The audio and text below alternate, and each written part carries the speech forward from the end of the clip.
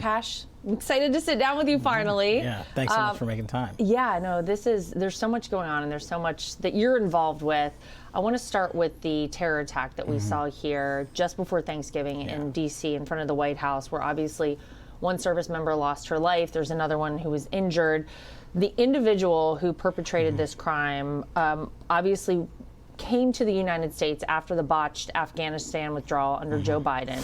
Is there anything else you can tell us that the FBI knows about this person, possibly about his motives, or anything that you guys have already uncovered? Absolutely. It's, of course, just one of the worst tragedies you can encounter when service members are shot and killed. You know, I was here in D.C. on duty all week, so I went to the crime scene. I went to the hospital to visit with the members of our National Guard. And it's a whole interagency process when something like this happens. We're on the scene with DHS and Secret Service and DOJ. Because what you want to do is hold the person or people accountable and make sure that, especially for the families, you provide them some closure. And so we do know a few things, some of which you said. The individual was in this country because not only of the disastrous Afghan withdrawal by the prior administration, but also because they selected intentionally to not vet a single one of these people. Thousands and thousands and thousands of people. That's a broader problem that we're tackling now as a result of this. But when it comes to what do we do here, the FBI's goal immediately is to map out the entire network that exists, everyone he's ever touched or encountered, not just in America, but over in Afghanistan and anywhere else in the world, surveilling anyone in America that may have an affiliation with this guy. Going and conducting interviews. We already hit houses in San Diego and Seattle. We seized dozens of devices related to him, laptops, computers, cell phones. We served, I think, nearly 30 search warrants across the country already. And so that's the kind of investigative approach you have to take to consume this information and then properly adjudicate in a court of law. Well, you mentioned the vetting process, and I think that this in particular has raised a lot of questions about vetting for people coming into the United States of America. The president has acknowledged it. There's an extensive review underway in terms of green cards issued from high-risk countries.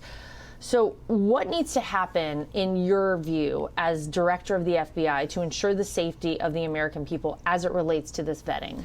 Well, the vetting is taken up largely by DHS. And so we have to work in conjunction with Secretary Noem and her team, who've been wonderful, to make sure we identify absolutely everybody associated with this disastrous withdrawal from Afghanistan and then the flooding into our country of people who are never looked at. So what we do is we take all of those individuals and triage them through all of our databases and see, are there any name check issues? Are there any identifiers that lead to people that are already in custody or that we're already investigating? And so the FBI's focus point is on that, on protecting and preventing future criminal acts and future acts of terrorism, while we work with our partners at DHS to have them give us the information that says, hey, we need to go back collectively and do more vetting on this person, this person, this person. So from your perspective, though, do you agree with the idea that maybe it is a good thing to pause some of the people coming into this country, as the president has said? 100%. It's the only way to get your hands around this, because as President Trump rightfully stated, these people should have been vetting.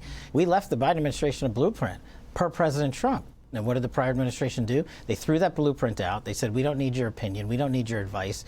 And fast forward, unfortunately, 4 years and change to today, what do we have? A terrorist attack on American soil that could have been prevented, but for the politicization by the prior administration. The FBI has now said, as it relates to Thomas Crooks, who was the attempted assassin in Butler, Pennsylvania, that he worked alone. So there's been so much that has surrounded this, so many questions, people saying, well, we don't know that we feel we have the full story. You guys at the FBI are saying, this is the full story. He worked alone. Can you give us insight into what led you into that determination? We took a similar approach with this investigation as the one we just talked about. We said, look, the public has questions. Let's go look at everything again, just in case. And so we've been presenting the administration with our findings over the course of the last few months, even 6-8 months now.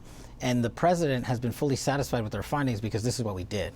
We got into every single device that was seized that he owned, read every email, read every contact, read every social media posting he had.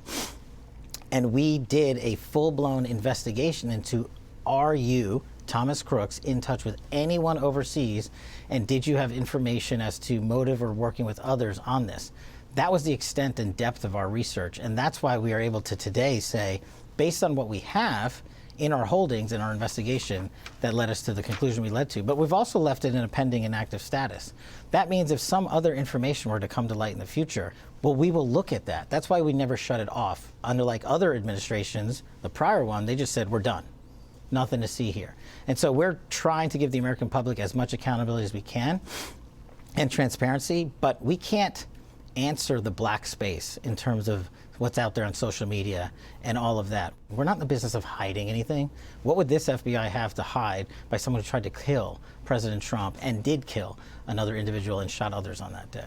Well, you're right. I think that that is important and paramount at the end of the day to get answers to people.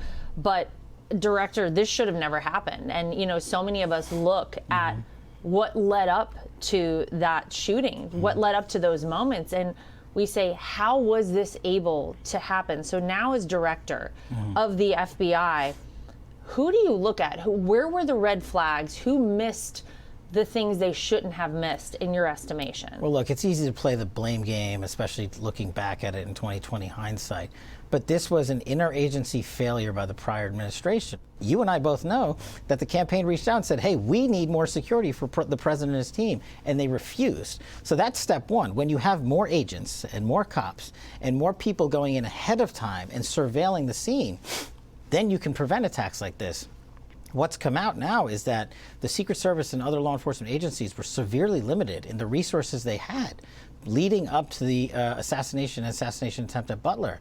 That, in my opinion, is a critical failure. When you need 100 guys and you get 20, there's only so much 20 can do. And so I think, to me, that's the criticality of it. Do you think we'll ever get full accountability? Will there ever be a person or people who, because of their failure, this happened and they're held accountable, do you think? I mean, I think for me, from the Bureau perspective, it's criminal conduct.